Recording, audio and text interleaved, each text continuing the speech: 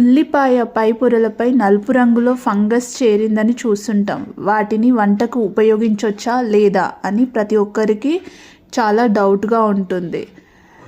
Aspergillus జాతికి చెందిన నిగిరి అనే ఫంగస్ ఉల్లిపాయలపై చేరి నలుపు రంగులోకి మారుతుంది. వాతావరణ మార్పులు, నేలలో ఉండే తేమ వల్ల ఈ మరకలు ఏర్పడతాయి. ఉల్లిపాయలను రవాణా చేసే సమయంలో ఎక్కువ రోజులు నిల్వ ఉంచడం వల్ల కూడా నలుపు రంగులో ఫంగస్ ఏర్పడే అవకాశాలున్నాయి. తొలుత పొడిగా ఉన్న పొరలపై ఈ ఫంగస్ ఏర్పడుతుంది. ఆ తర్వాత లోపలి పొరల్లోకి చేరుతుంది. ఇది ఓక్రాటాక్సిన్ ఏ అనే శిలీంధ్రాన్ని విడుదల చేస్తుంది. నల్ల మచ్చలు ఉన్న ఉల్లిపాయలను తినడం వల్ల పెద్ద ప్రమాదం లేదు, కానీ తరచూ తీసుకుంటే కిడ్నీ, కాలేయానికి సంబంధించిన హాని కలుగుతుంది. ఇది ఆరోగ్య సమస్యలు వస్తాయి.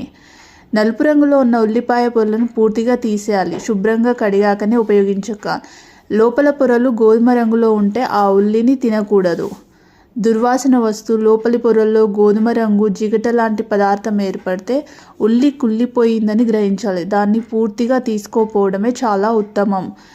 ఇవన్నీ మీరు తీసుకోవాల్సిన సలహాలు. వీటిని పాటించడం అది మీ వ్యక్తిత్వం. Thank you.